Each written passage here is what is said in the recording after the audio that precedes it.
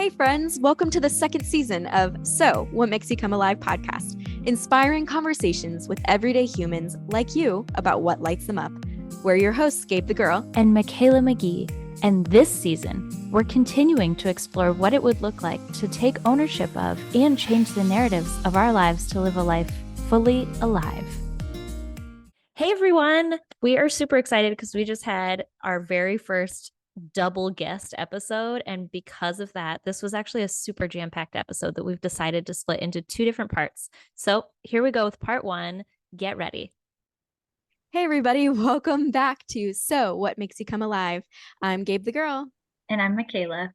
And we are so excited to be interviewing two new guests today that are a couple of connections through Michaela. And it's the first time we've ever had two guests on the podcast at one time. So this is going to be interesting. I'm kind of excited to see where this goes. We haven't prepped much, and that's what makes this exciting. So we're so glad you're here to tune in to this week's episode. I'm going to pass it off to Michaela to introduce our guests. Awesome. Yes, I'm super pumped. So we have today with us Carrie and Molly. And Carrie and I actually met at a dog park here because our dogs are the same, which is amazing. And we have loved getting to know each other. We were just chatting right before this podcast. I totally thought that I had known her for more than a year, but evidently it's only been 5 months. This is the power of intentional relationships and conversations, right? Because we get to meet some pretty cool people and connect on a super deep level. And Molly, I just met 15 minutes ago. So I'm going to let the two of them give a little bit of an intro so that you guys can get to know our guests this week. Molly, want to take it away? Sure. So I am Molly Barker. It's funny, before we started, you said introduce, tell people who you are. And I would say, first and foremost, I'm a ray of light.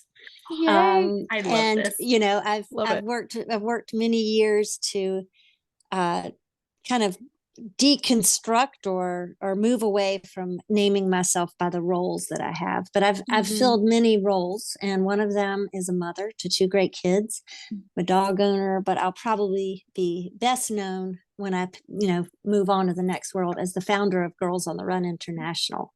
So that's the thing that I've done and still love, and love to hang out with our councils and the girls and just spread the love. Amazing. Can't wait to hear more about that. Right. I know. And Carrie, you want to tell us a little bit more about you? Excuse me. Wow. You know, I have the sexy voice. I queued it up. Sexy phlegm. Oh boy. Oh boy. Oh my gosh. Yeah. So, the old Carrie would say, yep, and name all my roles, kind of like Molly mentioned. And this Carrie, in this new season of life, and this new rhythm of my life, I think about the people that I surround myself with. So I have two girls, and they are the light of my life. And I'm married to Carrie, a man who has the same name that I have. And and I have a furry dog that is best friends with Michaela's two dogs. And when they play together, we can't tell them apart. It's like one big red golden retriever rolling around.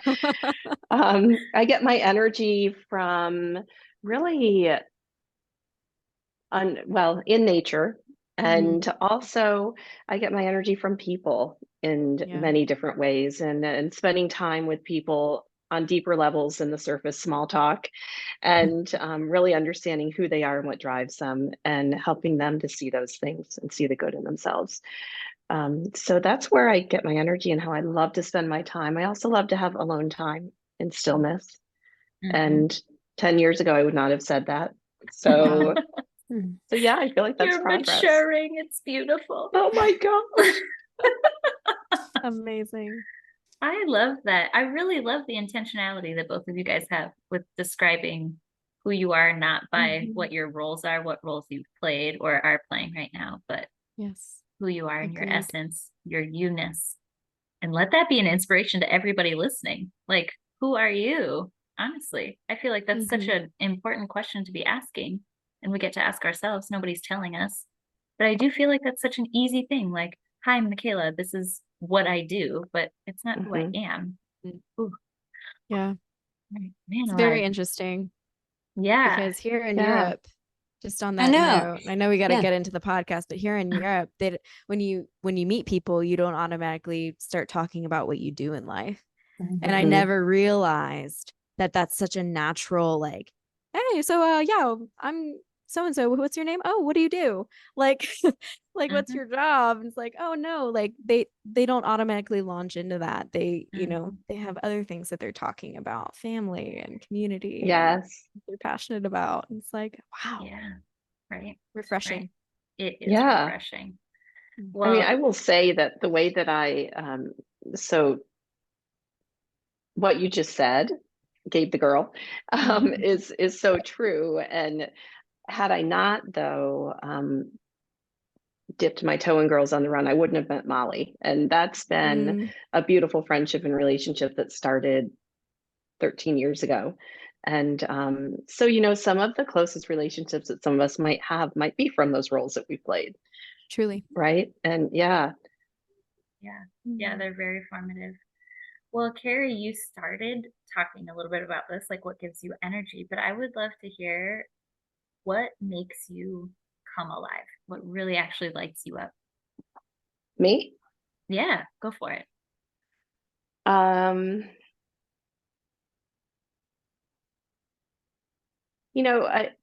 I love to, I kind of, the reason I hesitate Mm, is because there's so many ways that I'd love to answer this. mhm, So the way that I'm going to answer this is that I'm really driven to, and this is a quote that I learned a long time ago, and I think I don't know if it's Stephen Covey's quote or not, but that's where I learned it in a certification with his 7 Habits program, and it's to live, to love, to learn, and to leave a legacy. And what lights me up is to bring to life those 4 elements and to tie them into and weave them into every part of my life. And I often think about the impermanence of life, and especially most recently losing my dad, and it's really in the foremost of my mind of thinking about doing things big, and big can be small. So big doesn't mean that I have to be the loudest person. It can mean that I can be the quietest person, and creating that space to be where people can be seen and heard. And so what lights me up is being able to feel like I'm making a difference in this life, and that my purpose is alive and well, and that I continue to play into it and lean into it, and that I can just show up as myself. And I'll say that that came with maturity. I Mhm. was talking to my daughter this morning about how I wish that I had, if I have a regret, it is the time and energy spent worrying about what people thought all of the years, Mm. in comparison. And she's 24, and we were having these conversations, and I'm hoping that they'll help inform she and her sister to spend less time they will. in that unimportant space. Yeah. Yeah. Oh, yeah, they're Mhm. listening. Holy moly. That is so important. Not caring what other people think. I mean, we're Mm. programmed, from the time that we're infants, like to please other people. We get told yes or no, good, bad, whatever, for the Hmm. things that we are figuring out as toddlers, like we're figuring out the whole world and we're told this is either good or bad. And of course, you're either a people pleaser or a rebel as a result of that. But still, you still care what other people think. Mm. And what Yeah. about you, Molly? What lights So, you up? so speaking of rebel, so I think I would not have said this until recently, but I get just the most amazing juice from poking the bear. And Wait a but to second. but to do it in a way that invites people into questioning all the ways they've been conditioned and programmed to think they should be. Ooh, come And on. it started with, I grew up in the South. I don't know if I still have an accent, but I grew up in the South, and my mother was the goddess of poking the bear but I didn't realize that. It was just she was my mom, right? You know, she just was the weirdo that was running at age 50 when no women ran, or the woman who was practicing yoga, or, you know, using curse words in public, and just all the things that a good Southern girl wasn't supposed to do, right? And then, you know, I went on and drank. I had a, you know, struggled with addiction because I wanted to poke the bear, but I was too afraid to. Like you said, I was worried what people would think. And then when I got sober at age 32, it was suddenly like, oh my gosh, I've been conforming to all of these systems and thoughts and, you know, conditions all my life. I don't want to live. That's no way to live. And so started Girls on the Run to create this space for girls to come into their own, know the essence of who they are, and uh, build some resiliency skills so that when the world came at them, they could reject that, or kind of rebuff it. Is that the rebut? I don't know. You know, do something to that. And so I've been doing that my whole life. And so what gets me excited now is kind of on a more one-on-one basis. I'm not working at Girls on the Run anymore, but what just, gosh, creating that vessel or space where somebody has that moment where they just go, oh my God, you mean I don't have to anymore? You know what I mean? Yeah. It's amazing. Now, for some of our listeners out there, and also for myself, could you explain a little bit about what Girls on the Run is? Because we're hearing Yeah. the bits and Yeah. pieces. I'd love to know more. Absolutely. So Girls on the Run is a running program for third to eighth grade girls, but actually it's not really just about running. It's a program that integrates running into teaching girls some really strong resiliency skills, and also celebrating the essence of who they are. So when they go through the program, they've actually got some tangible skills they can use to remember who they are before the systems and the, you know, society tries to tell them who they are. And in the process, they're training for a 5K. So, you know, what comes along with that is that sort of body autonomy that, you know, I have this body and I am, can self-regulate my body, and I know what I can do with my body. So they train for this 5K. And we have coaches. It's all over the country, and it's just incredible. It's incredible how it's grown. And people like Carrie brought it to Lancaster, and it's just incredible. Oh, cool. Yeah. Right. That's so awesome. Amazing. You started that? I founded it. Yeah. I mean, you know, to say that I started it, I would say it more like came through me. You know, I mean, it's always been there. The idea of, you know, being free from these systems and things. I just brought it from sort of a non-touchable thing into the life. Yeah. That's beautiful. Yeah, and we're also grateful to Molly for creating this vehicle for all of us to jump in right now and to be able to bring the lessons and the mission to life because of something that came through her on a run. And it's really quite an amazing story. And to be part of it and to belong to something like this is really powerful for every girl, every family member, every coach, every staff member. Yes, it's an amazing so cool web. Oh my gosh. Yeah. Wonderful. I have to go do some research later on the internet to read up a bit more, and that's so cool. Michaela and I actually, when we lived in southern Spain, she helped me train for a half marathon amidst doing like coaching with me, which is just so cool, like to see the connection between like the physical side and then your like mental emotional side, like when those two are working together and you know you're making progress in those areas. It's just incredible how powerful those can be together. Michaela did Totally. so that resonates with me, what you're doing or what you've been a part of. It's amazing. Oh, cool. Well, now that you've shared a little bit about what makes you come alive and what lights you up in those areas, we would love to know what inspires and encourages each of you to live a life fully alive and investing in those things that make you feel fully alive. Maybe Carrie, you can start us off. I think when I hear that question, my mind goes immediately to the generations behind me. And I think about my kids specifically, and then beyond them, everyone that they touch and that ripple. So I'm inspired by the potential that they all hold, and I'm inspired by my gift of being able to sit with people and help them see their potential, and then see them unleash that and start to impact in significant ways everyone in their lives, that butterfly effect. And so I'm inspired by that. I'm inspired by um, the fact that the world needs every single one of our voices. And, for a person right now, I'm reading a book about transitions, and because we all have them and we all live through Yes. them. And, if we can reframe transitions to being a positive and finding what we learn and the gifts in each one during that messy middle, gosh, during the unknown and uncertainties. So there's a concept in this book about helping people feel like they truly matter and can be valued, and it's kind of the ABCs of valuing a human being.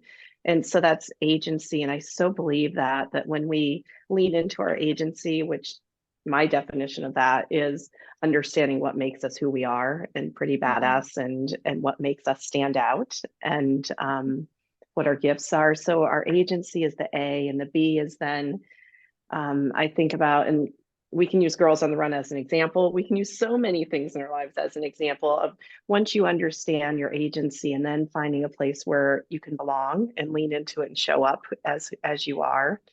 And then the C is the cause, and having a purpose and aligning with that cause. And I think about that when I think about the generations before me as well, as there's this ageism, right? And I'm 54, and I have to say that I'm feeling a little different. I'm feeling, and if I allowed myself, I could really kind of fall into a little bit of a sadness about it. And the key in what I'm learning and listening to all of my friends and people who have gone before me is, if we continue to find our purpose and something that excites us, which is a cause, then we don't feel our age. I don't feel my age. And so there's something to that. I'm doing a lot that really lights me up, is to think about that. So learning lights me up. And let's see. Being with my family and just connecting when you have the aligned and shared history, and with friends, really lights me up. My dad would always say, before I got out of his pickup truck every day when he would drop me off at school, he'd say, and it drove me crazy, if you see someone without a smile, give them one of yours. And he'd start with, Carrie Sue. If you see someone with a smile, give them one of yours. And I'd be like, okay, whatever, Dad. And I'd jump out of the car and go, for the kickball game or whatever it was at recess in the morning. And you know what, every single day of your life, when you hear that, I think I really do live that, because it's the only universal language we have, isn't it? The smile. And when we can share that, it's amazing how it can make a difference. And so when I think about what lights me up, I have that shared history with my family, and my girls said, hey, we're going to get a tattoo, all the grandkids, in honor of Papa, and we're going to get a little tiny smiley face. And so the 5 grandkids got together over Thanksgiving, and one is too young, the other one swims, so she couldn't do it. But, then there were a few of the adults who said, well, wait a minute, can we join you? It wasn't our idea, but can we join you? So my mom and I both got little tiny smiley faces right there, and with the grandkids. And so that's a shared, not saying you have to have a tattoo to be shared, but that's a shared alignment of values that and that lights me up, to be able to, and that's such a small scale. We could make this even bigger and maximize that when it comes to shared values and shared legacy. Yeah. That is good. Oh man, There's so much in that to I know, right? chew on. But I do love, Carrie, how you talked about the generations to come and how that inspires you. I'm like, yes, please, like, Yes. even for the people around us, like it, we're in, like you talked about, finding somewhere you belong, you're in community, like let what you're doing and how it's going to change the atmosphere, how it's going to impact other people around you, encourage you and inspire you to continue living fully alive, right? And then for Mhm. those, you talked about, you have a daughter, is that what you said? Yeah, I have 2 girls. You have Yep. 2 girls. Okay, so for Yeah. your daughters, like they're seeing mom, living, out her life fully alive. And, then you have your dad, you have those values that are being passed down. And that's an incredible, incredible thing. I love that. Mm-hmm. Yeah. I just feel like I have always thought about the generations to come. Like, I think more so in terms of like sustainability, I just want to make sure that people get to enjoy this planet and the beauty that is here. Mhm. So, what can Mhm. I do in this moment to actually make sure that future generations get to enjoy it as much as possible? But that, like, to be able to carry that over into just knowing, my actions have an impact. All of our actions Yeah. have an impact. So, what's the intention behind the action?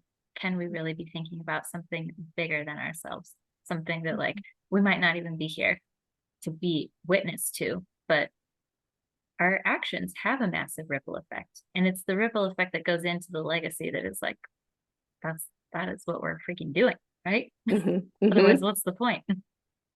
Mhm. Man, what about you, Miss Molly? So what inspires me? It's probably more who inspires me. Still with the theme of poking the bear, I guess. I'm really inspired by people who have um, overcome some of those oppressive internal messages to live into their full boldest self. So I have a friend of mine. She's a Black woman who is queer and has, really, she's one of my best friends. And it's just been beautiful to sort of walk beside her as she pushes on so many social norms and constructs, and how terrifying that is.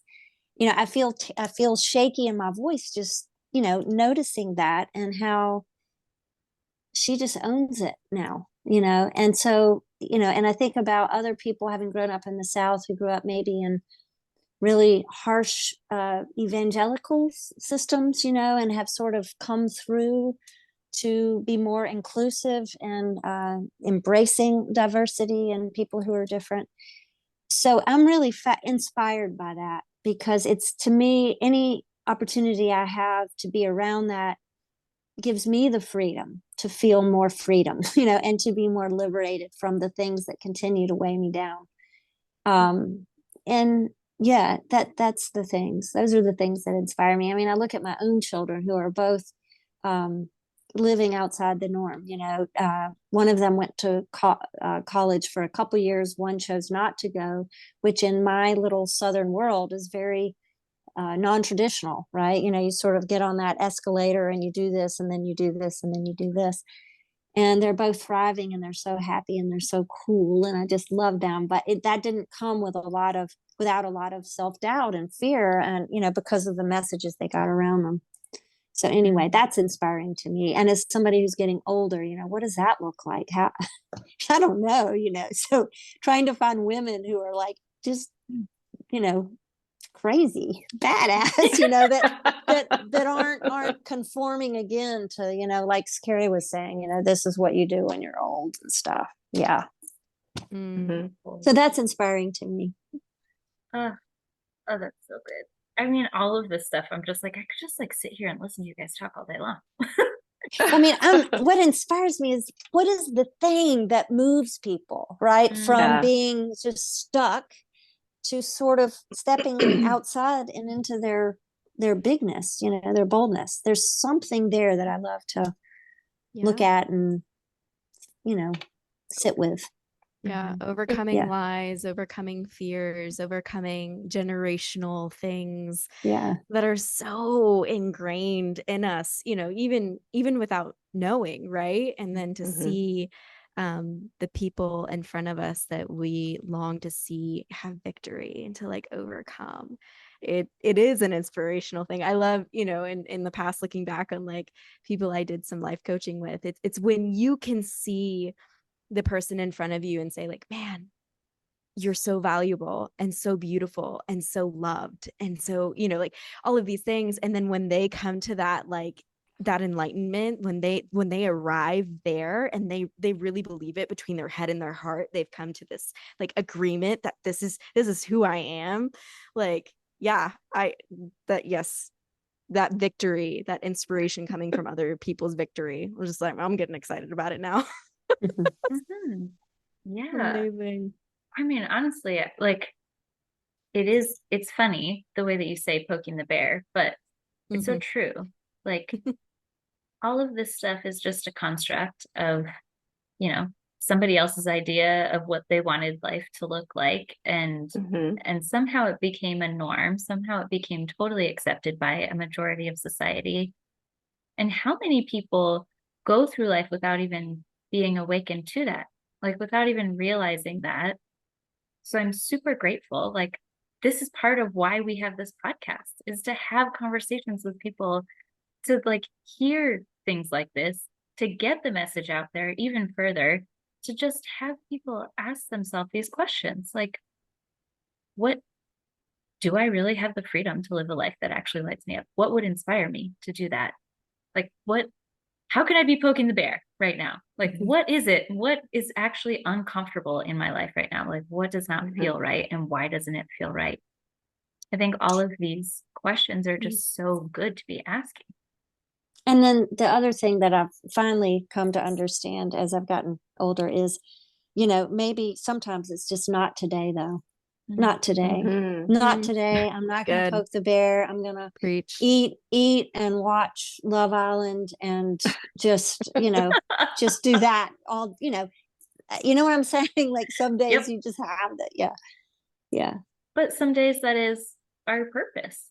Like, That's right. rest is so important. Rest Yeah. is Yeah. productive. We're constantly Totally. overstimulated in this world. Mhm. And like, sometimes we really do need to just zone out. And if you Mhm. can't go up and hide in a cave in Tibet somewhere, then you might need to curl up on your couch and put on Love Island. Same thing ish. Probably a lot of people out there who would beg to differ. It's not at all the Yeah. same thing. I do recognize that. But giving Yeah. ourselves the freedom, yes, to rest and relax and just, I think Mhm. break out of the unnecessary busyness of it all. Actually, that is poking the bear, though, isn't it? It is. Mhm. Yeah. Yeah, To being say still. to say today I'm going to rest. I'm not going to get Mhm. caught in the busyness of all this Mhm. achievement. Yeah. Yeah. So Yeah. that's I my don't excuse. believe one can arrive at fully alive without incorporating rest. Mhm. Mhm. Yeah. Totally. I think sometimes I'm most fully alive when I'm resting. I'm not gonna lie. Me too. It just feels so nice to just like Mhm. chill out. And honestly, in this season that we're in with the holidays and the busyness for the sake of busyness, like it's fun and it's great and I do love it, but it's also like, oh my gosh. Yeah. It's like a freaking marathon in 1 month. And then you're supposed to just like kick off the new year like everything's just peachy. No, I do not think so. Like it just We've run ourselves down during the holidays and they're like, okay, time for New Year's resolutions. Hop Yeah, on in, right. be fully Yeah. alive. Like, My resolution just is going go, to be go, sleep go. for 31 days. Oh my goodness. Yes. Yes. Last A night, holiday from the we holidays. yeah, Sorry, yeah. Carrie. So along that whole idea of the swirl around the holidays, we hosted a happy hour last night for the retreats that we run for women called Drop Below the Surface, and the whole purpose was to help women press pause, and Mm, and so we promised two things: that we would press pause during the time together, and that we would connect. And it was just so, what a sociological study it would have been mm, for us to just be watching in this room. Mm. People arrived, right at 5 o'clock, and you could just feel that the busy was still with them, right? And everyone relaxed into, we took 45 minutes of just connecting informally and doing some painting and things like that. And it was really interesting then to when we finally got to the program of pausing and closing our eyes and stopping the thinking, just to see bodies change. And gosh, I just want to be so much better about that. It's the, acknowledging when I'm in that swirl, and what a gift to ourselves to sit still. Yeah. Yeah. It is. And well, maybe this Why is is it a coming gift? up as a because it's the opposite. It's poking the bear. Right. The gift is in the bear. Oh my gosh. But it is. I mean, slowing down, I think just because of the culture that we live in, this Western culture is so busy, and it's so hard sometimes to keep up with all the things, but it is a gift to just recognize that we don't need to keep up with all the things. We get to keep up with what we want to keep up with, including resting. Hey, everybody. Thanks for tuning in to part 1 of a 2-part conversation with Carrie and Molly. We look forward to having you back next week for more of this epic conversation.